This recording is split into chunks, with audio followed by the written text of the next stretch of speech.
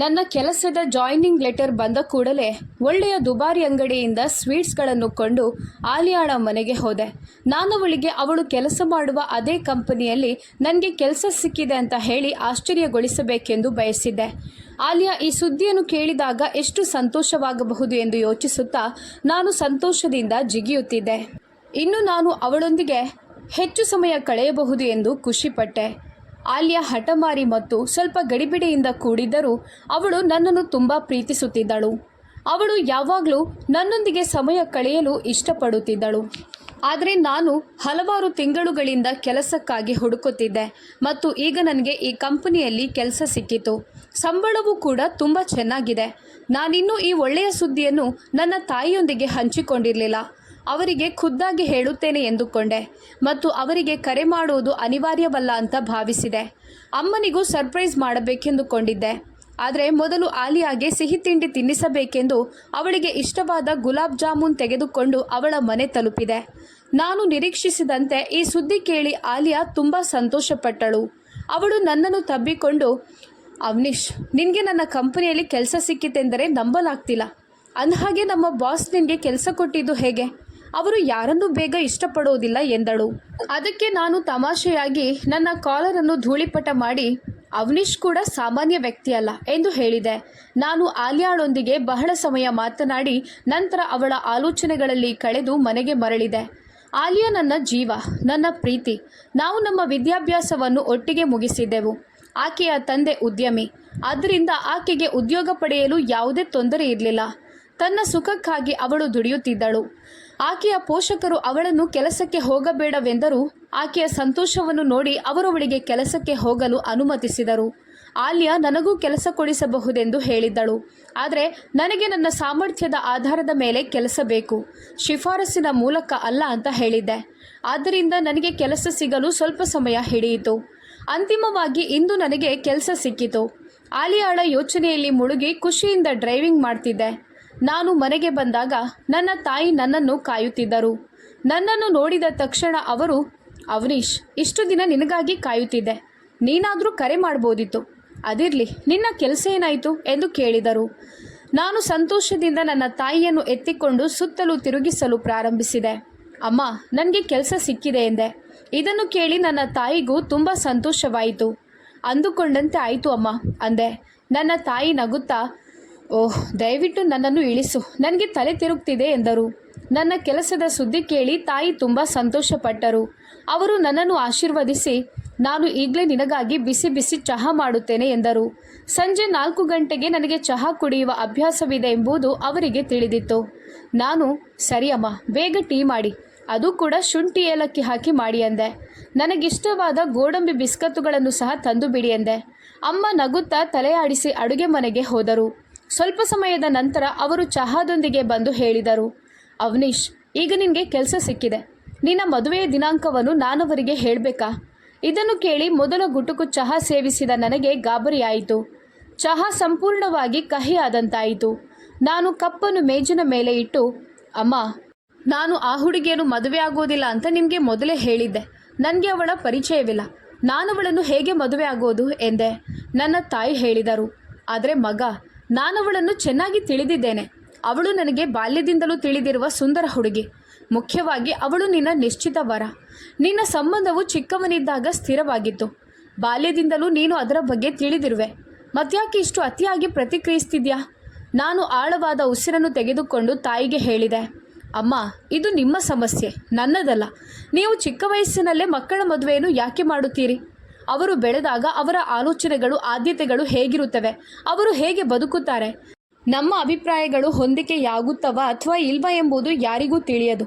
ಆದರೆ ನಾನವಳನ್ನು ತಿಳಿದಿಲ್ಲ ಮತ್ತು ಅವಳನ್ನು ಮದುವೆ ಆಗಲು ಬಯಸೋದಿಲ್ಲ. ದಯವಿಟ್ಟು ಅವರನ್ನು ನಿರಾಕರಿಸಿ. ನನ್ನ ಪರವಾಗಿ ಅವರು ಇನ್ನು ಮುಂದೆ ಕಾಯುವಂತೆ ಮಾಡಬೇಡಿ. ನೀವು ಅವರಿಗೆ ಸ್ಪಷ್ಟವಾಗಿ ಹೇಳಿದರೆ ಉತ್ತಮ. ಇದನ್ನು ನೇರವಾಗಿ ಹೇಳಿ ನಾನು ಕೋಪದಿಂದ ಚಹಾ ಕಪ್ ಎತ್ತಿಕೊಂಡು ಮತ್ತೊಂದು ಗುಟುಕು ತೆಗೆದುಕೊಂಡೆ. ಆದರೆ ಈ ಅನುಪಯುಕ್ತ ವಿಷಯ ಚಹಾದ ರುಚಿಯನ್ನು ಹಾಳು ಮಾಡಿತು. ಅಮ್ಮ ಗಾಬರಿಯಿಂದ ನನ್ನತ್ತ ನೋಡುತ್ತಾ, ಅವನೀಶ್, ನಿನಗೆ ಹುಚ್ಚು ಹಿಡಿದಿದ್ಯಾ? ಈ ಹಳೆಯ ಸಂಬಂಧವನ್ನು ಕ್ಷಣ ಮಾತ್ರದಲ್ಲಿ ಮುರಿಯಲು ಸಾಧ್ಯವಿಲ್ಲ. ನಾನು ಸಾಯುತ್ತಿರುವ ನನ್ನ ಸ್ನೇಹಿತೆಗೆ ಅವಳ ಮಗಳನ್ನು ನೋಡಿಕೊಳ್ಳುತ್ತೇನೆ ಅಂತ ಭರವಸೆ ನೀಡಿದ್ದೆ ಎಂದರು. ದಯವಿಟ್ಟು ಅವಳನ್ನು ನೋಡಿಕೊಳ್ಳಿ. ಬೇರೆಲ್ಲಾದರೂ ಒಳ್ಳೆಯ ಹುಡುಗನನ್ನು ಹುಡುಕಿ ಅವಳಿಗೆ ಮದುವೆ ಮಾಡಿಸಿ. ಇದಕ್ಕಿಂತ ಇನ್ನೇನು ಅವಳನ್ನು ನೋಡಿಕೊಳ್ಳಲು ಸಾಧ್ಯ ಎಂದು ನಾನು ಕಟುವಾದ ಮಾತುಗಳಲ್ಲಿ ಹೇಳಿದೆ. ಅಮ್ಮನ ಕಣ್ಣುಗಳು ಕೋಪದಿಂದ ತುಂಬಿ ಬಂದವು. ನಿನಗೆ ಹುಚ್ಚು ಹಿಡಿದಿದ್ಯಾ? ನಿನ್ನ ಮಗಳನ್ನು ಸೊಸೆಯನ್ನಾಗಿ ಮಾಡುತ್ತೇನೆ ಅಂತ ಮಾತು ಕೊಟ್ಟಿದ್ದೆ. ಈಗ ಆ ಭರವಸೆಯನ್ನು ಈಡೇರಿಸುವ ಸಮಯ ಬಂದಿದೆ. ಅವನೀಶ್, ನೀನು ಕೋಮಲ್ ಜೊತೆ ಮದುವೆ ಆಗದಿದ್ದರೆ ನಾನು ನಿನ್ನೊಂದಿಗೆ ಮಾತನಾಡುವುದಿಲ್ಲ ಎಂದರು. ನನಗೂ ಈಗ ಕೋಪ ತುಂಬಿತ್ತು.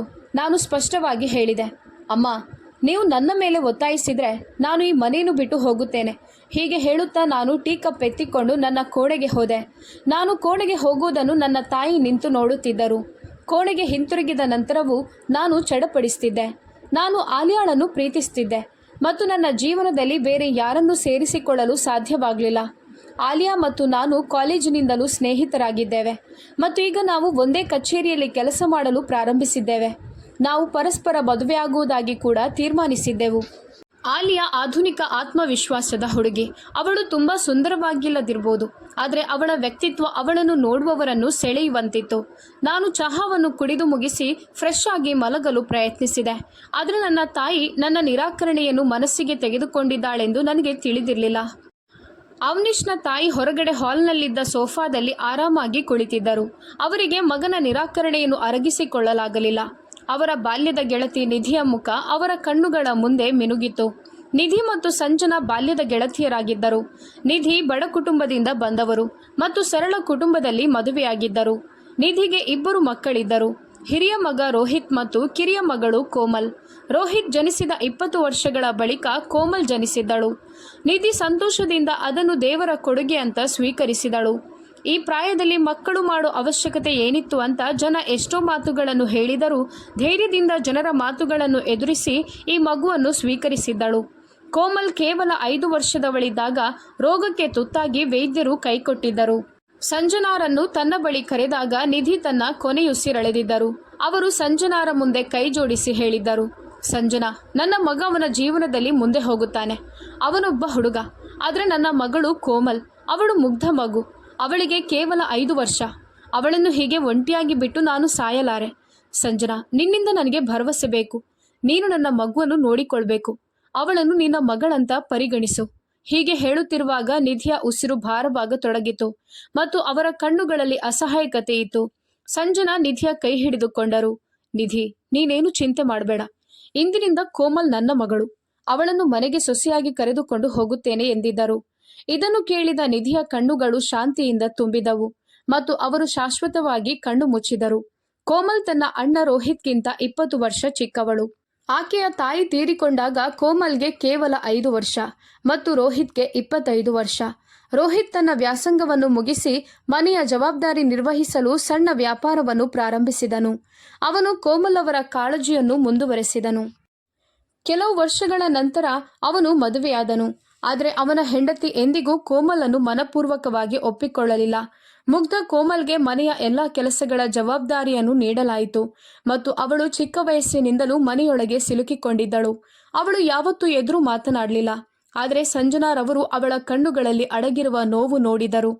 ಸಂಜನಾ 1-2 ಬಾರಿ ಕೋಮಲ್ನನ್ನು ಭೇಟಿ ಮಾಡಿದರು ಮತ್ತು ಅವಳ ಸ್ಥಿತಿಯಿಂದ ತೀವ್ರ ದುಃಖಿತರಾದರು. ಈಗಿನಿಂದಲೇ ಕೋಮಲನ್ನು ಮನೆಗೆ ಕರೆತರಬೇಕೆಂದುಕೊಂಡರು. ಆದರೆ ಇದು ಸರಿಯಾದ ಸಮಯವಲ್ಲ ಅಂತ ಭಾವಿಸಿದರು. ಕೋಮಲ್ನನ್ನು ಮನೆಗೆ ಕರೆದುಕೊಂಡು ಹೋಗುವ ಮುನ್ನ ಇನ್ನೂ ಕೆಲವು ವರ್ಷ ಕಾಯಲು ನಿರ್ಧರಿಸಿದರು. ನಾನು ನಿನ್ನನ್ನು ನನ್ನ ಅವನೀಶ್ನ ವಧುವಾಗಿ ಘನತೆ ಮತ್ತು ಗೌರವದಿಂದ ಕರೆದುಕೊಂಡು ಹೋಗುತ್ತೇನೆ. ಕೋಮಲ್, ನೀನು ನನ್ನ ಮಗು. ನೀನು ನನ್ನ ಮಗ ಅವನೀಶ್ನ ಭವಿಷ್ಯದ ಪತ್ನಿ. ಅತಿ ಶೀಘ್ರದಲ್ಲಿ ನಿನ್ನನ್ನು ಮನೆಗೆ ಸೊಸೆಯಾಗಿ ಕರೆದುಕೊಂಡು ಹೋಗುತ್ತೇನೆ ಅಂತ ಕೋಮಲ್ಗೆ ಪ್ರೀತಿಯಿಂದ ವಿವರಿಸಿದರು ಸಂಜನಾ. ಕೋಮಲ್ ಹೃದಯದಲ್ಲಿ ಅವನೀಶ್ ಹೆಸರು ಶಾಶ್ವತವಾಗಿ ಉಳಿದಿತ್ತು. ಅವನೀಶನಿಗೆ ಅವಳ ಹೃದಯ ಮಿಡಿಯತೊಡಗಿತು. ಅವಳು ಅವನೀಶ್ಗೆ ಮಾತ್ರ ತನ್ನನ್ನು ಮೀಸಲಿಟ್ಟಳು. ಸಮಯವು ತನ್ನದೇ ಆದ ವೇಗದಲ್ಲಿ ಕಳೆದು ಹೋಯಿತು ಮತ್ತು ಕೋಮಲ್ ಈಗ 18 ವರ್ಷಕ್ಕೆ ಕಾಲಿಟ್ಟಳು. ಅಷ್ಟರಲ್ಲಿ ಅನೇಕ ಪ್ರಸ್ತಾಪಗಳು ಅವಳ ಬಳಿಗೆ ಬಂದವು. ಆದರೆ ರೋಹಿತ್ ಪ್ರತಿಯೊಂದನ್ನು ನಿರಾಕರಿಸಿದನು. ಕೋಮಲ್ ಬೇರೆಯವರ ನಂಬಿಕೆಯ ಸ್ವತ್ತು ಮತ್ತು ಅವಳು ಬಹಳ ಹಿಂದೆ ನಿಶ್ಚಿತಾರ್ಥ ಮಾಡಿಕೊಂಡಿದ್ದಾಳೆ ಅಂತ ಹೇಳಿದನು. ಕೋಮಲ್ ಅತ್ತಿಗೆ ಕೋಮಲ್ಗೆ ಮದುವೆ ಆಗೋದು ಇಷ್ಟವಿರಲಿಲ್ಲ. ಯಾಕಂದ್ರೆ ನನಗೆ ಬಿಟ್ಟಿ ದಾಸಿ ಸಿಕ್ಕಿದ್ದಾಳೆ ಅಂತ ಒಳಗೊಳಗೆ ಖುಷಿಯಾಗಿದ್ದಳು. ಆದರೆ ರೋಹಿತ್ ತನ್ನ ತಂಗಿಯ ಸ್ಥಿತಿಯಿಂದ ದುಃಖಿತನಾಗಿದ್ದನು. ಆದಷ್ಟು ಬೇಗ ಕೋಮಲ್ನನ್ನು ಮದುವೆ ಮಾಡಿಸಿ ಅವಳ ಮನೆಗೆ ಕಳುಹಿಸಲು ಬಯಸಿದ್ದ. ಅವನು ಸಂಜನಾರವರಿಗೆ ಕರೆ ಮಾಡಿದನು. ಸಂಜನಾರವರು ಅವನೀಶ್ಗೆ ಕೆಲಸ ಸಿಗುತ್ತದೆ ಅಂತ ಕಾಯುತ್ತಿದ್ದರು. ಈಗ ಅವನೀಶ್ಗೆ ಕೆಲಸ ಸಿಕ್ಕಿದ ತಕ್ಷಣ ಅವನೊಂದಿಗೆ ಮದುವೆ ವಿಷಯವನ್ನು ಪ್ರಸ್ತಾಪಿಸಿದರು. ಆದರೆ ಅವನೀಶ್ ಈ ಸಂಬಂಧವನ್ನು ಈಗಾಗಲೇ ತಿರಸ್ಕರಿಸಿದ್ದನು. ಅವನು ತನ್ನ ಬಾಲ್ಯದಲ್ಲಿ 1-2 ಬಾರಿ ಕೋಮಲ್ನನ್ನು ನೋಡಿದ್ದನು. ಆದರೆ ನಂತರ ಮತ್ತೆ ಅವಳನ್ನು ನೋಡಲಿಲ್ಲ ಅಥವಾ ಅವಳನ್ನು ನೋಡಬೇಕು ಅಂತ ಕೂಡ ಅನ್ನಿಸಿರಲಿಲ್ಲ. ಅವನ ಹೃದಯದಲ್ಲಿ ಆಲಿಯಾಳಷ್ಟೇ ಇದ್ದಳು ಮತ್ತು ಅವಳ ಆಲೋಚನೆಗಳಲ್ಲಿ ಕಳೆದು ಹೋಗಿದ್ದನು. ಇದನ್ನೆಲ್ಲ ಯೋಚಿಸುತ್ತಾ ಸಂಜನಾಳ ಕಣ್ಣಲ್ಲಿ ನೀರು ತುಂಬಿಕೊಳ್ಳತೊಡಗಿತು. ಅವಳು ಸಾಯುತ್ತಿರುವ ತನ್ನ ಸ್ನೇಹಿತೆಯ ಮುಖವನ್ನು ನೆನಪಿಸಿಕೊಳ್ಳುತ್ತಿದ್ದಳು. ತನ್ನ ಕೋಮಲ್ನನ್ನು ಅಸಹಾಯಕಳಾಗಿ ಬಿಟ್ಟು ಕೊಟ್ಟ ಮಾತನ್ನು ಈಡೇರಿಸಲಾಗದೆ ಅವಳಿಗೆ ಏನು ಹೇಳೋದಂತ ಅವರು ಯೋಚಿಸುತ್ತಿದ್ದರು. ಸಂಜನಾರವರೊಳಗೆ ವಿಚಿತ್ರ ಕದನ ನಡೆಯುತ್ತಿತ್ತು. ಈ ಸಂದಿಗ್ಧ ಸ್ಥಿತಿಯಲ್ಲಿ ಅವರು ಸೋಫಾದ ಒಂದು ಬದಿಗೆ ಬಿದ್ದು ಮೂರ್ಛೆ ಹೋಗಿದ್ದರು. ಅವನೀಶ್ ಕಣ್ಣು ತೆರೆದಾಗ ರಾತ್ರಿ 8 ಗಂಟೆಯಾಗಿತ್ತು. ನನ್ನ ತಾಯಿ ಇನ್ನೂ ನನ್ನನ್ನು ಯಾಕೆ ಎಬ್ಬಿಸಲಿಲ್ಲ ಅಂತ ನನಗೆ ಆಶ್ಚರ್ಯವಾಯಿತು. ಸಾಮಾನ್ಯವಾಗಿ ಈ ಸಮಯದಲ್ಲಿ ಅವರು ನನಗೆ 4-5 ಬಾರಿ ಕರೆ ಮಾಡುತ್ತಿದ್ದರು. ನನಗೂ ಹಸಿವಾಗ್ತಿತ್ತು. ಹಾಗಾಗಿ ನಾನವರನ್ನು ಕರೆದೆ. ಆದರೆ ಅವರು ಪ್ರತಿಕ್ರಿಯಿಸಲಿಲ್ಲ. ನಾನು ಅಡುಗೆ ಮನೆಯತ್ತ ಹೊರಟಾಗ ನನ್ನ ಕಣ್ಣುಗಳು ಸೋಫಾದ ಮೇಲೆ ಬಿದ್ದವು. ನನ್ನ ತಾಯಿ ಪ್ರಜ್ಞೆ ತಪ್ಪಿದ್ದನ್ನು ನೋಡಿ ನನ್ನ ಹೃದಯ ಬಡಿತ ಹೆಚ್ಚಾಯಿತು. ನಾನು ಗಾಬರಿಯಿಂದ ಅಮ್ಮನ ಬಳಿ ಓಡಿ, ಮಮ್ಮಿ ಮಮ್ಮಿ ಏನಾಯ್ತು, ಯಾಕೆ ಹೇಳ್ತಿಲ್ಲ ಎಂದು ಕರೆದೆ. ನನ್ನ ತಾಯಿಯನ್ನು ಎಚ್ಚರಗೊಳಿಸಲು ನಾನು ಎಲ್ಲವನ್ನೂ ಪ್ರಯತ್ನಿಸಿದ್ದೆ. ಆದರೆ ಅವರು ಆಳವಾಗಿ ಪ್ರಜ್ಞಾಹೀನವಾಗಿದ್ದರು. ಅವರು ಕಣ್ಣು ತೆರೆಯಲಿಲ್ಲ. ನಾನು ತಕ್ಷಣ ಅವರನ್ನು ನನ್ನ ತೋಳುಗಳಲ್ಲೆತ್ತಿಕೊಂಡು ಕಾರಿನತ್ತ ಓಡಿದೆ. ಅವರನ್ನು ಹಿಂದಿನ ಸೀಟಿನಲ್ಲಿ ಮಲಗಿಸಿ ನಾನು ಬೇಗನೆ ಆಸ್ಪತ್ರೆಗೆ ಓಡಿದೆ. ವೈದ್ಯರು ಅವರನ್ನು ತುರ್ತು ಕೋಣೆಗೆ ಸೇರಿಸಿದರು. ವೈದ್ಯರು ಹೇಳಿದರು, ನಿಮ್ಮ ತಾಯಿಯ ರಕ್ತದೊತ್ತಡ ಗಮನಾರ್ಹವಾಗಿ ಏರಿದೆ. ಅದರಿಂದ ಅವರು ಮೂರ್ಛೆ ಹೋದ್ರು. ಆಕೆಗೆ ಔಷಧಿ ನೀಡಲಾಗಿದೆ. ಅವರಿಗೆ ಟೆನ್ಷನ್ ಕೊಡಬೇಡಿ ಅಂತ ಡಾಕ್ಟರ್ ಕೂಡ ಹೇಳಿದ್ರು. ನಾನು ನನ್ನ ತಾಯಿಯ ಬಳಿಗೆ ಹೋದೆ. ಅವರಿಗೆ ಪ್ರಜ್ಞೆ ಬಂದಿತ್ತು. ಆದರೆ ಅವರು ಇನ್ನೂ ನನ್ನ ಮೇಲೆ ಕೋಪಗೊಂಡಿದ್ದರು. ನಾನವರ ಕೈಗಳನ್ನು ಹಿಡಿದು, ಮಮ್ಮಿ, ಅನವಶ್ಯಕವಾಗಿ ರಕ್ತದೊತ್ತಡ ಹೆಚ್ಚಿಸಿದ್ದೀರಾ. ನಿಮ್ಗೇನಾದರೂ ಆಗಿದ್ರೆ ನಾನೇನು ಮಾಡಬೇಕಿತ್ತು? ನನಗೆ ಈ ಪ್ರಪಂಚದಲ್ಲಿ ನಿನ್ನನ್ನು ಬಿಟ್ಟರೆ ಬೇರೆ ಯಾರೂ ಇಲ್ಲ ಎಂದೆ. ಆದರೆ ಅಮ್ಮ ಕೋಪದಿಂದ ಮುಖ ತಿರುಗಿಸಿದರು. ನಾನು ಮೆಲ್ಲನೆ ಹೇಳಿದೆ, ಮಮ್ಮಿ, ನೀನು ನನ್ನ ಮೇಲೆ ಯಾಕೆ ಕೋಪಗೊಂಡಿರುವೆ ಅಂತ ನನಗೆ ತಿಳಿದಿದೆ. ಆದರೆ ನೀವು ನನ್ನ ಇಡೀ ಜೀವನವನ್ನು ಯಾಕೆ ಹಾಳು ಮಾಡಲು ಬಯಸ್ತೀರಿ? ನನ್ನ ತಾಯಿ ಇನ್ನೂ ಏನನ್ನೂ ಹೇಳಲು ಬಯಸಲಿಲ್ಲ. ನಾನು ಮತ್ತೆ ಹೇಳಿದೆ, ನೀವು ನಿಮ್ಮ ಸತ್ತ ಸ್ನೇಹಿತೆಗೆ ನೀಡಿದ ಭರವಸೆಯನ್ನು ಪೂರೈಸಲು ಬಯಸ್ತೀರಿ. ಆದರೆ ನಿಮ್ಮ ಜೀವಂತ ಮಗನ ಆಸೆಗಳನ್ನು ನೀವು ಲೆಕ್ಕಿಸೋದಿಲ್ಲ. ನಿಮ್ಗೆ ಯಾಕೆ ಅರ್ಥ ಆಗ್ತಿಲ್ಲ? ನಾನು ಬೇರೊಬ್ಬಳನ್ನು ಪ್ರೀತಿಸ್ತಿದ್ದೇನೆ. ಆಲಿಯಾ ಇಲ್ಲದೆ ನಾನು ಬದುಕಲು ಸಾಧ್ಯವಿಲ್ಲ. ನಾನವಳನ್ನು ಮದುವೆ ಆಗೋದಾಗಿ ಭರವಸೆ ನೀಡಿದ್ದೇನೆ. ಅಮ್ಮ ನನ್ನ ಕೈ ಬಿಟ್ಟು, ಹೋಗಿ ಆ ಹುಡುಗಿಯನ್ನು ಮದುವೆ ಆಗು. ನಿನ್ನ ಭರವಸೆಯಾಗಿದೆ. ಆದರೆ ನನ್ನ ಭರವಸೆಗೆ ಯಾವುದೇ ಪ್ರಾಮುಖ್ಯತೆ ಇಲ್ಲ ಎಂದರು. ಅವರ ಮಾತು ಕೇಳಿ ನನ್ನ ಹೃದಯ ಛಿದ್ರವಾಯಿತು. ವೈದ್ಯರು ನನಗೆ ಅವರಿಗೆ ಯಾವುದೇ ಒತ್ತಡವನ್ನು ಉಂಟು ಮಾಡಬೇಡಿ ಅಂತ ಎಚ್ಚರಿಸಿದ್ದರು. ಅವರ ಕಣ್ಣಲ್ಲಿ ನೀರು ಕಂಡಾಗ ನಾನು ಒಳಗೊಳಗೆ ಕುಸಿದೆ. ಆ ಕಣ್ಣೀರಿನಲ್ಲಿ ನನ್ನ ಹಠವೆಲ್ಲ ಮಾಯವಾಯಿತು. ನಾನು, ಅಮ್ಮ, ದಯವಿಟ್ಟು ಹೀಗೆ ಅಳಬೇಡ, ನನಗೆ ನೋವಾಗುತ್ತೆ. ಸರಿ, ನಾನು ಕೋಮಲ್ನನ್ನು ಮದುವೆ ಆಗಲು ಸಿದ್ಧ. ಆದರೆ ದಯವಿಟ್ಟು ನನ್ನ ಮೇಲೆ ಕೋಪಗೊಳ್ಳಬೇಡಿ ಎಂದೆ. ನನ್ನ ಮಾತು ಕೇಳಿ ಅಮ್ಮನಿಗೆ ಮತ್ತೆ ಪ್ರಾಣ ಬಂದಂತಾಯಿತು. ಅಮ್ಮ ನನ್ನನ್ನು ಮುತ್ತಿಟ್ಟು ಆಶೀರ್ವಾದ ಮಾಡಿದರು. ಅವನೀಶ್, ನನ್ನ ನಿರ್ಧಾರದಿಂದ ನೀನು ಯಾವತ್ತೂ ದುಃಖಿತನಾಗೋದಿಲ್ಲ. ನಿನ್ನ ಜೀವನದಲ್ಲಿ ಎಷ್ಟು ಸಂತೋಷವನ್ನು ನೋಡುತ್ತೀಯೋ ಅದನ್ನು ನೀನು ಊಹಿಸಲು ಸಾಧ್ಯವಿಲ್ಲ. ಕೋಮಲ್ ತುಂಬ ಒಳ್ಳೆಯ ಮತ್ತು ತುಂಬ ಮುದ್ದಾದ ಹುಡುಗಿ ಎಂದರು. ನಾನು ತಲೆಬಾಗಿಸಿಕೊಂಡೆ. ಆದರೆ ನನ್ನ ಹೃದಯ ಒಳಗೆ ಛಿದ್ರವಾಯಿತು. ನಾನು ಮದುವೆಯಾಗುತ್ತಿದ್ದೇನೆ. ನನ್ನ ಜೀವನದಲ್ಲಿ ಇನ್ನೊಬ್ಬ ಹುಡುಗಿ ಬರುತ್ತಿದ್ದಾಳೆ ಎಂಬುದನ್ನು ಆಲಿಯಾಗೆ ಹೇಗೆ ಹೇಳೋದು ಎಂದು ನಾನು ಚಡಪಡಿಸುತ್ತಿದ್ದೆ. ನಾನು ನನ್ನ ತಾಯಿಯನ್ನು ಮನೆಗೆ ಕರೆತಂದಿದ್ದೆ. ಅವರು ಇದಕ್ಕಾಗಿಯೇ ಕಾಯುತ್ತಿದ್ದಾರೆ ಅಂತ ತೋರುತ್ತಿತ್ತು. ಈಗ ಅವರು ತನ್ನ ಅನಾರೋಗ್ಯದ ಬಗ್ಗೆ ಕಾಳಜಿ ವಹಿಸಲಿಲ್ಲ. ಆ ದಿನವೇ ರೋಹಿತ್ಗೆ ಕರೆ ಮಾಡಿ ಮದುವೆಯ ದಿನಾಂಕವನ್ನು ನಿಗದಿಪಡಿಸಿದರು. ಮದುವೆಗೆ 1 ತಿಂಗಳು ಬಾಕಿ ಇತ್ತು. ನನಗೆ ಹುಷಾರಿರಲಿಲ್ಲ. ಆದರೆ ಆಗಲೇ ಆಫೀಸಿಗೆ ಸೇರಿದ್ದೆ. ಆಲಿಯಾ ನನ್ನನ್ನು ಸಂತೋಷದಿಂದ ಸ್ವಾಗತಿಸಿದಳು. ಅವಳು ಎಂದಿನಂತೆ ನನ್ನೊಂದಿಗೆ ಮಾತನಾಡುತ್ತಿದ್ದಳು, ನಗುತ್ತಿದ್ದಳು ಮತ್ತು ನಾನು ಕೇವಲ ಹೌದು ಅಲ್ಲ ಅಂತ ಉತ್ತರಿಸ್ತಿದ್ದೆ. ಆದರೆ ನನ್ನ ಮದುವೆಯ ಬಗ್ಗೆ ಆಲಿಯಾಗೆ ಹೇಳಿರಲಿಲ್ಲ. ಹೇಳೋಕೆ ನನಗೆ ಧೈರ್ಯವಿರಲಿಲ್ಲ. ತಿಂಗಳು ಮೆಲ್ಲನೆ ಕಳೆಯಿತು. ಇವತ್ತು ಅಮ್ಮ ಕೋಮಲ್ನನ್ನು ಮನೆಗೆ ನನ್ನ ವಧುವಾಗಿ ಕರೆತಂದರು. ಈಗ ನನ್ನ ಹೆಂಡತಿಯಾಗಿ ಬಂದ ಹುಡುಗಿ ನನ್ನ ಕೋಣೆಯಲ್ಲಿ ವಧುವಾಗಿ ಕುಳಿತಿದ್ದಳು ಮತ್ತು ನಾನು ಒಳಗೆ ಮುರಿದು ಹೋಗಿದ್ದೆ. ಅಮ್ಮ ನನ್ನ ಕೈ ಹಿಡಿದು ಒಳಗೆ ತಳ್ಳಿದರು. ನಿಜ ಹೇಳಬೇಕಂದ್ರೆ ಒಳಗೆ ಹೋಗಲು ನನಗೆ ಒಂಚೂರು ಮನಸ್ಸಿರಲಿಲ್ಲ. ನಾನು ಬಲವಂತವಾಗಿ ಒಳಗೆ ಹೋದಾಗ ಕೋಮಲ್ ನನ್ನ ಮುಂದೆ ಕುಳಿತಿದ್ದಳು. ಅವಳನ್ನು ನೋಡುತ್ತಲೇ ನನ್ನೊಳಗೆ ಕೋಪದ ಅಲೆಗಳು ಎದ್ದವು. ಅವಳು ನನ್ನ ಪ್ರೀತಿಯಿಂದ ನನ್ನನ್ನು ಬೇರ್ಪಡಿಸಿದಂತೆ ನನಗೆ ಅನ್ನಿಸ್ತು. ನಾನು ಮುಂದೆ ಹೆಜ್ಜೆ ಹಾಕಿ ಕೋಮಲ್ನ ತೋಳು ಹಿಡಿದು ಅಲುಗಾಡಿಸಿದೆ. ನನ್ನ ಕಣ್ಣುಗಳಲ್ಲಿ ಕೋಪದ ಮಿಂಚು ಹರಿಯಿತು. ಕಿಡಿಗಳು ಹಾರುತ್ತಿದ್ದವು. ಕೋಮಲ್ ಆಶ್ಚರ್ಯದಿಂದ ನನ್ನನ್ನೇ ನೋಡುತ್ತಿದ್ದಳು. ಬಹುಶಃ ಈ ಮದುವೆಯ ರಾತ್ರಿಯ ಬಗ್ಗೆ ಅವಳು ಬೇರೆ ಕೆಲವು ನಿರೀಕ್ಷೆಗಳನ್ನು ಹೊಂದಿದ್ದಳು. ಇನ್ನೇನು ಹೇಳುವ ಮೊದಲೇ ನನ್ನ ಜೇಬಿನಲ್ಲಿದ್ದ ಮೊಬೈಲ್ ರಿಂಗಣಿಸಿತು. ನಾನು ಫೋನ್ ತೆಗೆದುಕೊಂಡು ನೋಡಿದಾಗ ಆಲಿಯಾಳ ಹೆಸರು ಮಿನುಗುತ್ತಿತ್ತು. ರಾತ್ರಿ 11 ಗಂಟೆಯಾಗಿತ್ತು. ಅವಳ ಕರೆ ಸ್ಪಷ್ಟವಾಗಿ ಅವಳಿಗೆ ನನ್ನ ಮದುವೆಯ ಸುದ್ದಿ ತಲುಪಿತು. ನಾನು ಫೋನ್ ಎತ್ತಿದ ತಕ್ಷಣ ಅವಳು ತಡೆಯಲಾಗದೆ ಅಳತೊಡಗಿದಳು. ಅವನೀಶ್, ಯಾಕೆ ಹೀಗೆ ಮಾಡಿದೆ? ನಿನಗೆ ಮದುವೆ ಆಯಿತು, ನೀನು ನನಗೆ ದ್ರೋಹ ಮಾಡಿದೆ. ನಾನು ನಿನ್ನನ್ನು ಎಂದಿಗೂ ಕ್ಷಮಿಸೋದಿಲ್ಲ. ನೀನಿಲ್ಲದೆ ನಾನು ಸಾಯುತ್ತೇನೆ.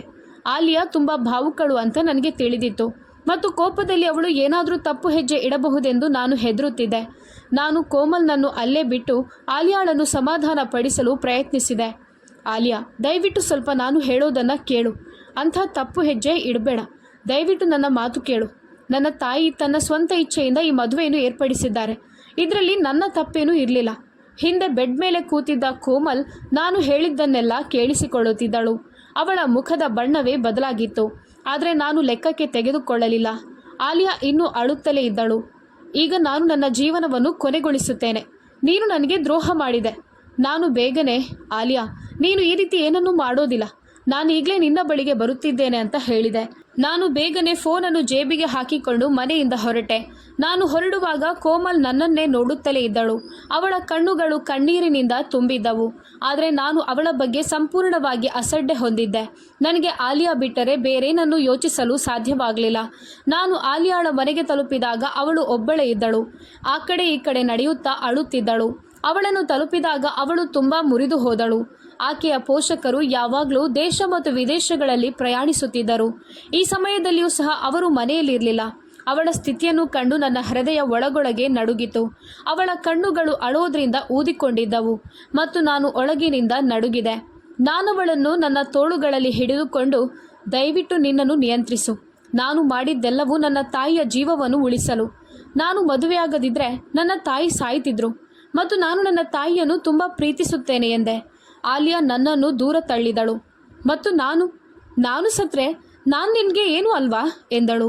ಅವಳ ಮಾತು ಕೇಳಿ ನನ್ನ ಹೃದಯ ಇನ್ನಷ್ಟು ಮುರಿಯಿತು. ನಾನು ಅವಳ ತುಟಿಗಳ ಮೇಲೆ ನನ್ನ ಬೆರಳನ್ನಿಟ್ಟು, ದಯವಿಟ್ಟು ಆಲಿಯಾ, ಹಾಗೆ ಹೇಳಬೇಡ.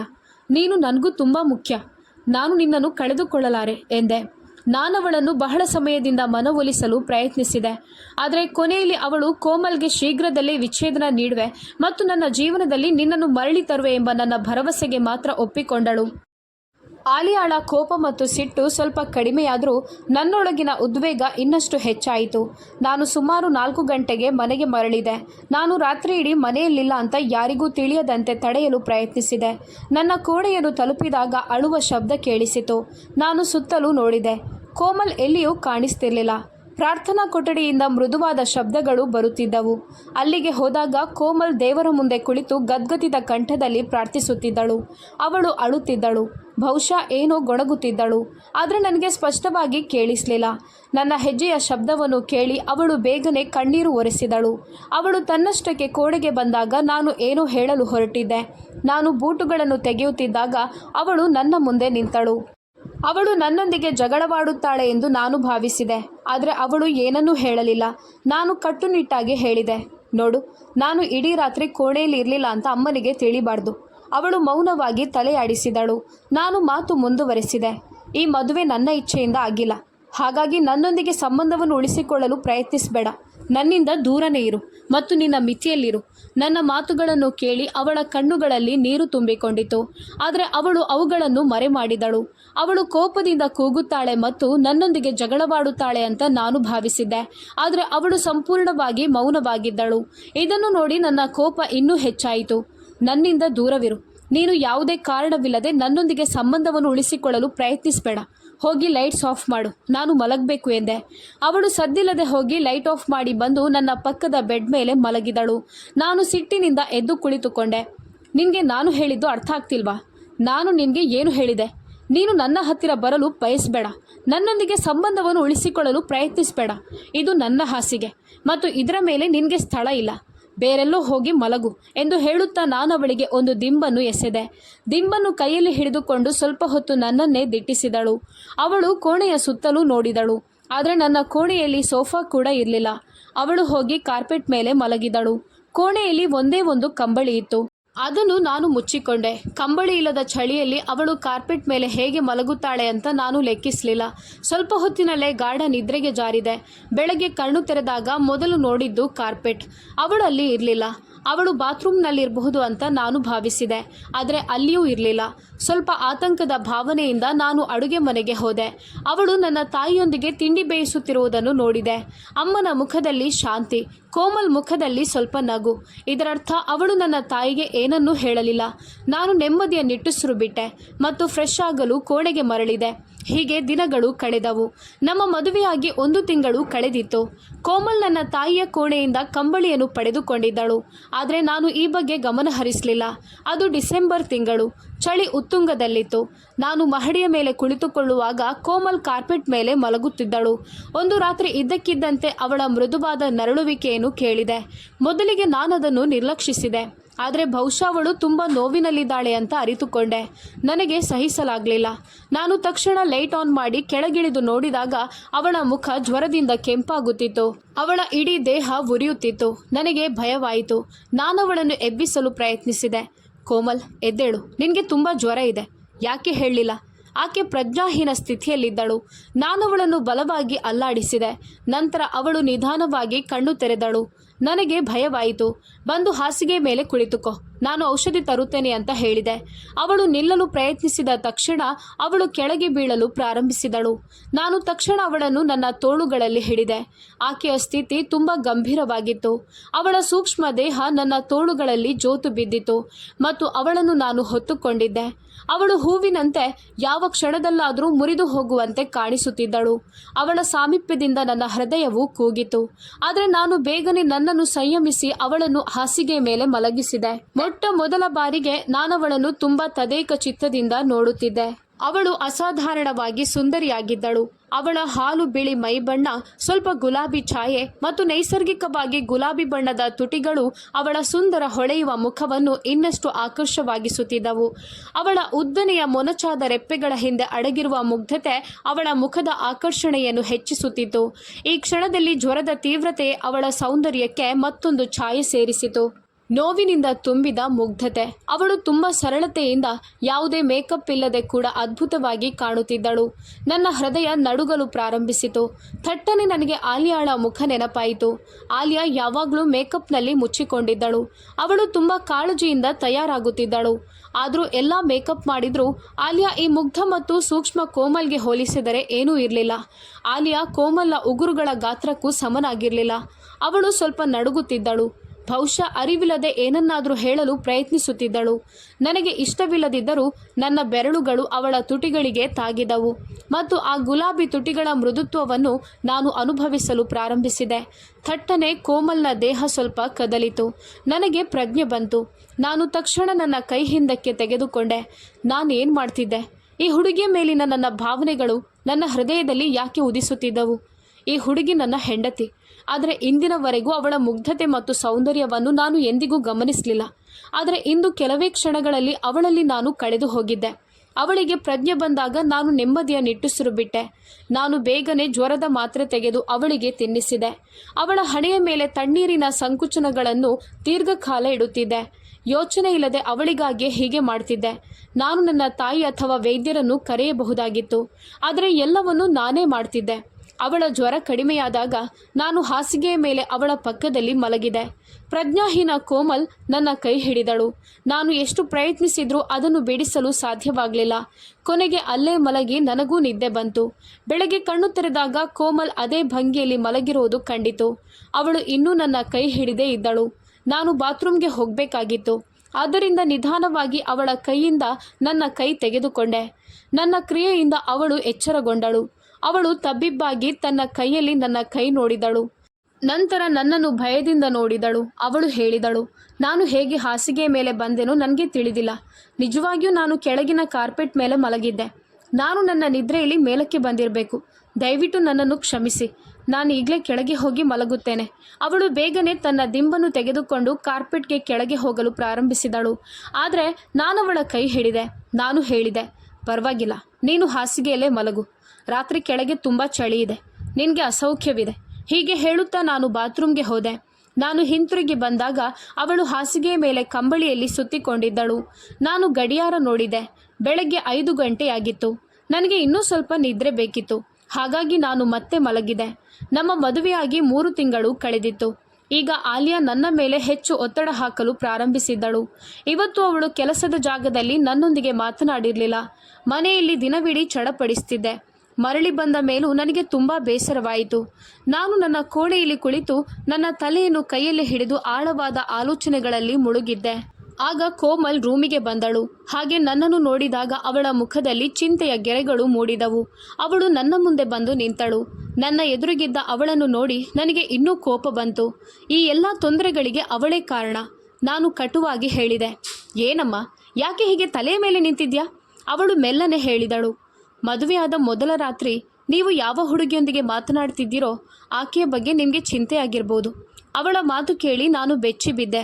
ಅವಳು ತಲೆ ತಗ್ಗಿಸಿ ಹೇಳಿದಳು, ದಯವಿಟ್ಟು ನನ್ನಿಂದ ನಿಮಗೆ ತೊಂದರೆ ಆಗದಿರಲಿ. ನನ್ನ ಬಗ್ಗೆ ಏನೂ ಚಿಂತೆ ಬೇಡ. ನಾನು ಯಾವಾಗಲೂ ಬಳಲುತ್ತಿದ್ದೇನೆ. ಈಗ ಅದು ಅಭ್ಯಾಸವಾಗಿ ಬಿಟ್ಟಿದೆ. ನೀವು ನನಗೆ ವಿಚ್ಛೇದನ ಕೊಟ್ಟು ಆ ಹುಡುಗಿಯನ್ನು ಮದುವೆಯಾಗಿ. ನನ್ನ ಸ್ವಂತ ಇಚ್ಛೆಯಿಂದ ವಿಚ್ಛೇದನ ಬೇಕು ಅಂತ ನಾನೇ ಅಮ್ಮನ ಬಳಿ ಮಾತನಾಡುತ್ತೇನೆ ಎಂದಳು. ಕೋಮಲ್ ಮಾತುಗಳು ನನ್ನಲ್ಲಿ ಹೊಸ ಭರವಸೆಯನ್ನು ಮೂಡಿಸಿತು. ನಾನವಳ ಕೈ ಹಿಡಿದು ಹಾಸಿಗೆಯ ಮೇಲೆ ಕೂರಿಸಿಕೊಂಡು ಕೇಳಿದೆ, ಹಾಗಾದರೆ ಅಮ್ಮನಿಗೆ ಈ ವಿಚ್ಛೇದನಕ್ಕೆ ಕಾರಣ ಏನು ಹೇಳ್ತೀಯಾ?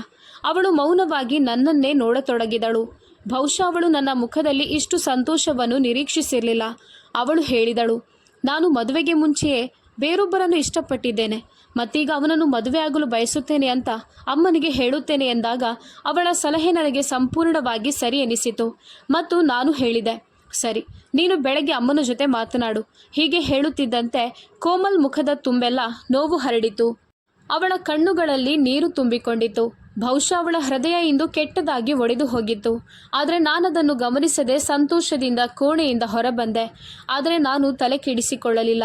ನಾನು ತಕ್ಷಣ ಆಲಿಯಾಳ ನಂಬರ್ಗೆ ಡಯಲ್ ಮಾಡಿದೆ. ನಾವು ಶೀಘ್ರದಲ್ಲೇ ಮದುವೆಯಾಗುತ್ತೇವೆ ಎಂಬ ಒಳ್ಳೆಯ ಸುದ್ದಿಯನ್ನು ಅವಳಿಗೆ ನೀಡಲು ಬಯಸಿದ್ದೆ. ಆದರೆ ಅವಳ ಫೋನ್ ಆಫ್ ಆಗಿತ್ತು. ನಾನು ಹೆಚ್ಚು ಸಮಯ ಕಾಯಲು ಸಾಧ್ಯವಾಗದೆ ಅವಳ ಮನೆ ಕಡೆಗೆ ಹೊರಟೆ. ನಾನವಳ ಮನೆಗೆ ಬಂದಾಗ ಗೇಟ್ ತೆರೆದಿತ್ತು. ನನಗೆ ಆಶ್ಚರ್ಯವಾಯಿತು. ಯಾಕಂದರೆ ಆಲಿಯಾ ಯಾವಾಗಲೂ ತನ್ನ ಗೇಟನ್ನು ಮುಚ್ಚುತ್ತಿದ್ದಳು. ನಾನವಳ ಕೋಣೆಯ ಕಡೆಗೆ ತಿರುಗಿದೆ. ಅವಳನ್ನು ಆಶ್ಚರ್ಯಗೊಳಿಸಲು ಬಯಸಿದ್ದರಿಂದ ನಾನು ಸದ್ದಿಲ್ಲದೆ ಅವಳ ಕೋಣೆಯ ಕಡೆಗೆ ಹೋದೆ. ನಾನು ಬಾಗಿಲು ತಲುಪುತ್ತಿದ್ದಂತೆ ಒಳಗಿನಿಂದ ಹುಡುಗನ ಧ್ವನಿ ಕೇಳಿಸಿತು. ನಾನು ಒಳಗೆ ಇಣುಕಿ ನೋಡಿದೆ. ಅಲ್ಲಿ ಬೇರೆಯವರ ತೋಳುಗಳಲ್ಲಿ ಆಲಿಯಾಳನ್ನು ಕಂಡೆ. ಹುಡುಗ ನಗುತ್ತಾ ಹೇಳುತ್ತಿದ್ದನು, ಫ್ರೆಂಡ್ ಆಲಿಯಾ, ದಯವಿಟ್ಟು ಆ ಬಡವನ ಜೀವವನ್ನು ಉಳಿಸು. ಅವನೀಗ ತುಂಬ ತೊಂದರೆಯಲ್ಲಿದ್ದಾನೆ. ಆಲಿಯಾಳ ಮುಖದಲ್ಲಿ ದುಷ್ಟ ಮತ್ತು ದ್ವೇಷಪೂರಿತ ನಗು ಇತ್ತು. ಅವನನ್ನು ಇಷ್ಟು ಸುಲಭವಾಗಿ ಬಿಟ್ಟು ಹೋಗೋದು ಹೇಗೆ? ಅವನು ನನಗೆ ದ್ರೋಹ ಮಾಡಿದ. ನನ್ನ ಭಾವನೆಗಳನ್ನು ಲೇವಡಿ ಮಾಡಿ ಮದುವೆಯಾಗಿದ್ದಾನೆ. ನಾನವನನ್ನು ಅಷ್ಟು ಸುಲಭವಾಗಿ ಕ್ಷಮಿಸೋದಿಲ್ಲ. ನಾನವನನ್ನು ಹುಚ್ಚಿಯಂತೆ ಪ್ರೀತಿಸೋದಿಲ್ಲ. ಆದರೆ ಅವನು ನನಗೆ ಮದುವೆಯ ಕನಸುಗಳನ್ನು ತೋರಿಸಿ ಬೇರೊಬ್ಬಳನ್ನು ಮದುವೆಯಾಗಿದ್ದಾನೆ. ಇದು ನನಗೆ ಮಾಡಿದ ಅವಮಾನ. ನನ್ನ ಅವಮಾನಕ್ಕೆ ಕ್ಷಮಿಸದೆ ನಾನು ಖಂಡಿತವಾಗಿಯೂ ಸೇಡು ತೀರಿಸಿಕೊಳ್ಳುತ್ತೇನೆ. ನಾನವನ ಹೆಂಡತಿಗೆ ವಿಚ್ಛೇದನ ಕೊಡಿಸುತ್ತೇನೆ. ಆಗ ಮಾತ್ರ ನನ್ನ ಮುರಿದ ಹೃದಯಕ್ಕೆ ಶಾಂತಿ ಸಿಗುತ್ತದೆ. ಅದರ ನಂತರ ರಾಹುಲ್, ನಾವಿಬ್ಬರೂ ಮದುವೆಯಾಗುತ್ತೇವೆ. ಆಗ ಅವನು ನಾನು ಯಾರಂತ ತಿಳಿದುಕೊಳ್ಳುತ್ತಾನೆ. ಇದನ್ನು ಹೇಳುತ್ತಾ ಆಲಿಯಾ ಜೋರಾಗಿ ನಕ್ಕಳು. ನನ್ನ ಕಾಲಿನ ಕೆಳಗಿನಿಂದ ನೆಲ ಜಾರಿದಂತೆ ನನಗೆ ಭಾಸವಾಯಿತು. ನಾನು ನಿಜವಾದ ಪ್ರೀತಿ ಅಂತ ಭಾವಿಸಿದ್ದೆ. ಆದರೆ ಅದು ಕೇವಲ ಭ್ರಮೆಯಾಗಿತ್ತು. ಅವಳು ನನ್ನನ್ನು ಮೋಸ ಮಾಡುತ್ತಿದ್ದಳು ಮತ್ತು ನಾನು ಅವಳ ತಂತ್ರಕ್ಕೆ ಬಿದ್ದಿದ್ದೆ. ನನ್ನ ಹೃದಯ ಛಿದ್ರವಾಯಿತು. ಆದರೆ ಹೇಗೋ ಸೋಲಿನ ಭಾರದಿಂದ ಗೋಡೆಗೆ ಹೊರಗೆ ನಿಂತಿದ್ದೆ. ನಾನು ನಿಧಾನವಾಗಿ ಹಿಂತಿರುಗುತ್ತಿದ್ದಾಗ ಹೂವಿನ ಗುಚ್ಛ ನನ್ನ ಕೈಯಿಂದ ನೆಲಕ್ಕೆ ಬಿದ್ದಿತು. ಈ ಶಬ್ದವು ಆಲಿಯಾ ಮತ್ತು ಹುಡುಗನನ್ನು ಗಾಬರಿಗೊಳಿಸಿತು. ನನ್ನನ್ನು ನೋಡಿದ ಆಲಿಯಾಳ ಮುಖ ಸಪ್ಪೆಯಾಗಿತ್ತು. ಅವಳ ಕಣ್ಣುಗಳಲ್ಲಿ ಒಂದು ಕ್ಷಣ ಗಾಬರಿ ಹೊಳೆಯಿತು. ನಾನವಳ ಕಡೆಗೆ ಆಳವಾದ ದ್ವೇಷದ ನೋಟ ಬೀರಿದೆ ಮತ್ತು ಯಾವುದೇ ಮಾತಿಲ್ಲದೆ ಹೊರಟು ಹೋದೆ. ಆಲಿಯಾ ಒಮ್ಮೆಯೂ ನನಗೆ ಕರೆ ಮಾಡಲಿಲ್ಲ. ನಾನು ಮನೆ ತಲುಪಿ ನನ್ನ ಕೋಣೆಗೆ ಪ್ರವೇಶಿಸಿದಾಗ ಕೋಮಲ್ ಹಾಸಿಗೆಯ ಮೇಲೆ ಮಲಗಿದ್ದಳು. ಅವಳ ಸುತ್ತಲಿನ ವಾತಾವರಣ ತುಂಬ ದುಃಖಕರವಾಗಿತ್ತು. ನಾನದನ್ನು ಅರ್ಥ ಮಾಡಿಕೊಂಡೆ ಮತ್ತು ಅವಳ ಮೌನದಲ್ಲಿಯೇ ಅವಳ ನೋವನ್ನು ಗ್ರಹಿಸಿದೆ. ಬಹುಶಃ ಅವಳು ಇನ್ನೂ ಅಳುತ್ತಿದ್ದಳು. ಯಾಕಂದರೆ ಕಂಬಳಿಯ ಮೂಲಕವೂ ಅವಳು ನಡುಗುತ್ತಿರುವುದನ್ನು ನಾನು ಗಮನಿಸಿದೆ. ನಾನವಳ ತಲೆಯ ಬಳಿ ಕುಳಿತು ಅವಳ ನಡುಗುವ ದೇಹವನ್ನು ನೋಡುತ್ತಿದ್ದೆ. ಅವಳು ನನ್ನನ್ನು ಅಪಾರವಾಗಿ ಪ್ರೀತಿಸುತ್ತಿದ್ದಳು ಎಂಬುದನ್ನು ಇಂದು ನಾನು ಅರಿತುಕೊಂಡೆ. ಇಷ್ಟು ತಿಂಗಳು ನನ್ನ ದ್ವೇಷ ಮತ್ತು ಅಸಡ್ಡೆಯನ್ನು ಸಹಿಸಿಕೊಂಡಿದ್ದಳು. ಬೇರೆ ಯಾವುದೇ ಹುಡುಗಿ ಆಗಿದ್ರೂ ಬಹಳ ಹಿಂದೆಯೇ ನನ್ನನ್ನು ಬಿಟ್ಟು ಹೋಗುತ್ತಿದ್ರು. ಆದರೆ ಇಷ್ಟು ದಿನ ಕೋಮಲ್ ನನ್ನ ಜೊತೆಯಲ್ಲಿಯೇ ಇದ್ದಳು. ಅಮ್ಮನ ಮುಂದೆ ಸದಾ ನನ್ನ ಗೌರವವನ್ನು ಕಾಪಾಡಿಕೊಂಡಿದ್ದಳು ಮತ್ತು ಇಂದು ನನ್ನ ಸಂತೋಷಕ್ಕಾಗಿ ಅವಳು ನನ್ನ ಜೀವನದಿಂದ ದೂರವಾಗಲು ನಿರ್ಧರಿಸಿದ್ದಳು. ನನ್ನ ಹೃದಯ ಇದ್ದಕ್ಕಿದ್ದಂತೆ ಭಾರವಾಯಿತು. ನಾನು ಇಂತಹ ಮುಗ್ಧ ಮತ್ತು ಮುದ್ದಾದ ಹುಡುಗಿಯನ್ನು ನೋಯಿಸಿದ್ದೇನೆ. ಬಹುಶಃ ಇದಕ್ಕಾಗಿ ದೇವರು ನನ್ನನ್ನು ಶಿಕ್ಷಿಸಿದ್ದಾನೆ. ನಾನು ಪ್ರೀತಿಸಿದ ಹುಡುಗಿ ನಿಷ್ಕರುಣೆಯಿಂದ ನನ್ನ ಹೃದಯವನ್ನು ಮುರಿದಿದ್ದಾಳೆ. ಇವತ್ತು ಮೊಟ್ಟ ಮೊದಲ ಬಾರಿಗೆ ಕೋಮಲ್ ನನ್ನ ಹೃದಯಕ್ಕೆ ತುಂಬ ಹತ್ತಿರವಾದಂತೆ ಅನ್ನಿಸ್ತು. ಅವಳ ಅಳು ಮತ್ತು ನಡುಕ ನನ್ನನ್ನು ಚಂಚಲಗೊಳಿಸುತ್ತಿತ್ತು. ನಾನು ನಿಧಾನವಾಗಿ ಬಾಗಿಲು ಮುಚ್ಚಿ ಲೈಟ್ ಆಫ್ ಮಾಡಿ ಸದ್ದಿಲ್ಲದೆ ಹಾಸಿಗೆಯ ಮೇಲೆ ಮಲಗಿದೆ. ಆದರೆ ನನ್ನ ಹೊದಿಕೆಯೊಳಗೆ ಹೋಗುವ ಬದಲು ಕೋಮಲ್ನ ಕಂಬಳಿಗೆ ಅಂಟಿಕೊಂಡೆ. ನನ್ನನ್ನು ಹತ್ತಿರ ಕಂಡು ಕೋಮಲ್ ಗಾಬರಿಗೊಂಡು ತಕ್ಷಣ ಎದ್ದು ಕುಳಿತಳು. ನನ್ನ ಕಂಬಳಿಯ ಬಳಿ ಯಾಕೆ ಬಂದಿರುವಿರಿ? ನಿಮಗೆ ಸ್ವಂತ ಕಂಬಳಿ ಇದೆಯಲ್ವಾ ಎಂದು ಅವಳು ಭಯದಿಂದ ಕೇಳಿದಳು. ಅವಳ ದನಿಯಲ್ಲಿ ಆತಂಕ ಮತ್ತು ಮುಗ್ಧತೆ ಇತ್ತು. ನಾನು ಅವಳನ್ನು ಮೃದುವಾಗಿ ನನ್ನ ಕಣ್ಣುಗಳಲ್ಲಿ ತುಂಬ ಆಸೆಯಿಂದ ತೆಗೆದುಕೊಂಡೆ. ಇಲ್ಲ ಕೋಮಲ್, ಗಂಡ ಮತ್ತು ಹೆಂಡತಿ ಪ್ರತ್ಯೇಕ ಕಂಬಳಿಯಲ್ಲಿ ಮಲಗೋದಿಲ್ಲ. ಅವರು ಒಂದೇ ಹೊದಿಕೆಯ ಕೆಳಗೆ ಮಲಗಿದ್ರೆ ಚೆನ್ನಾಗಿರೋದು ಎಂದು ಹೇಳಿದೆ. ಈ ಕಂಬಳಿಯಲ್ಲಿ ಮಾತ್ರವಲ್ಲ, ನಿನ್ನ ಜೀವನದಲ್ಲಿ ಮತ್ತು ನಿನ್ನ ಹೃದಯದಲ್ಲಿ ನನಗೆ ಸ್ಥಾನ ನೀಡು. ನಾನು ಎಡವಿದ್ದೇನೆ. ನಾನು ದಾರಿ ತಪ್ಪಿದ್ದೆ. ನನ್ನದಲ್ಲದ ನೆರಳಿನ ಹಿಂದೆ ಓಡುತ್ತಿದ್ದೆ. ನಿನ್ನಂಥ ಮುಗ್ಧ ಮತ್ತು ನಿಜವಾದ ಹುಡುಗಿಯನ್ನು ನಾನು ಗೌರವಿಸಲಿಲ್ಲ. ಆದರೆ ಈಗ ನಾನು ಎಲ್ಲವನ್ನೂ ಅರ್ಥ ಮಾಡಿಕೊಂಡಿದ್ದೇನೆ. ನಾನು ನಿನ್ನಲ್ಲಿ ಕ್ಷಮೆ ಯಾಚಿಸುತ್ತೇನೆ. ದಯವಿಟ್ಟು ನನ್ನನ್ನು ಕ್ಷಮಿಸು. ನಾನು ನಿನ್ನೊಂದಿಗೆ ಈ ಸಂಬಂಧವನ್ನು ನಿಜವಾದ ಹೃದಯದಿಂದ ಪ್ರಾರಂಭಿಸಲು ಬಯಸುತ್ತೇನೆ ಎಂದು ನಾನು ನಿನಗೆ ಭರವಸೆ ನೀಡುತ್ತೇನೆ. ನಿನ್ನೊಂದಿಗೆ ಸದಾ ನಿಷ್ಠೆಯಿಂದ ಜೀವನ ಕಳೆಯಬೇಕು ಅಂತ ಹೇಳುತ್ತಾ ನಾನು ಅವಳ ಮುಂದೆ ಕೈ ಜೋಡಿಸಿದೆ. ಕೋಮಲ್ ಈ ಕ್ಷಣಕ್ಕಾಗಿ ಕಾಯುತ್ತಿದ್ದಳು. ಯಾರಿಗೊತ್ತು, ದೇವರಲ್ಲಿ ಅಳುತ್ತಾ ತನ್ನ ಪ್ರೀತಿಯನ್ನು ಕೇಳುತ್ತಿದ್ದಳು. ಇಂದು ಅವಳು ತನ್ನ ಪ್ರೀತಿಯನ್ನು ಪಡೆಯುವಾಗ ಅವಳು ಹೇಗೆ ನಿರಾಕರಿಸಬಹುದು? ಅವಳು ನನ್ನ ಕೈಗಳನ್ನು ಹಿಡಿದು ಅಳಲು ಪ್ರಾರಂಭಿಸಿದಳು. ಕೋಮಲ್, ಇನ್ನು ಬೇಡ. ಇನ್ನು ನಿನ್ನನ್ನು ಅಳಲು ಬಿಡೋದಿಲ್ಲ. ಅನೈತಿಕ ಸಂಬಂಧಗಳಿಗೆ ಯಾವತ್ತೂ ಪ್ರಾಮುಖ್ಯತೆ ಇಲ್ಲ ಎಂದು ಹೇಳಿದೆ. ಇಂದು ನಾನು ಕೋಮಲ್ನನ್ನು ನನ್ನ ತೆಕ್ಕೆಗೆ ತೆಗೆದುಕೊಂಡೆ. ಅವಳ ನವಿರಾದ ಸ್ಪರ್ಶ ನನ್ನ ಹೃದಯಕ್ಕೆ ಮತ್ತು ಇಡೀ ದೇಹಕ್ಕೆ ವಿಚಿತ್ರವಾದ ಶಾಂತಿಯನ್ನು ತಂದಿತು. ನಾನು ಕಣ್ಣು ಮುಚ್ಚಿ ಕೋಮಲ್ನನ್ನು ಗಟ್ಟಿಯಾಗಿ ತಬ್ಬಿಕೊಂಡೆ. ಆ ಕ್ಷಣದಲ್ಲಿ ನಾನು ಕೋಮಲ್ನ ಕಣ್ಣಲ್ಲಿ ನೀರು ಬರಲು ಬಿಡೋದಿಲ್ಲ ಅಂತ ಭರವಸೆ ನೀಡಿದ್ದೆ. ಕೋಮಲ್ನ ಸಹವಾಸದಲ್ಲಿ ಕಳೆದು ಹೋದ ನಂತರ ಇದು ಕೇವಲ ಭ್ರಮೆ ಅಂತ ನಾನು ಅರಿತುಕೊಂಡೆ. ಸ್ನೇಹಿತರೆ, ಇಂದಿನ ಕಥೆ ಕೋಮಲ್ ಮತ್ತು ಅವನೀಶ್ ಬಗ್ಗೆ ನಿಮಗೆ ಹೇಗನ್ನಿಸ್ತು? ನೀವು ಕಥೆಯನ್ನು ಇಷ್ಟಪಟ್ಟರೆ ದಯವಿಟ್ಟು ಲೈಕ್ ಮಾಡಿ ಮತ್ತು ಪ್ರತಿದಿನ ಹೊಸ ಕಥೆಯನ್ನು ಕೇಳಲು ನಮ್ಮ ಚಾನೆಲ್ಗೆ ಚಂದಾದಾರರಾಗಿ. ಕಥೆಯನ್ನು ಪೂರ್ತಿಯಾಗಿ ಓದಿ ಆನಂದಿಸಿದ್ದಕ್ಕಾಗಿ ಧನ್ಯವಾದಗಳು.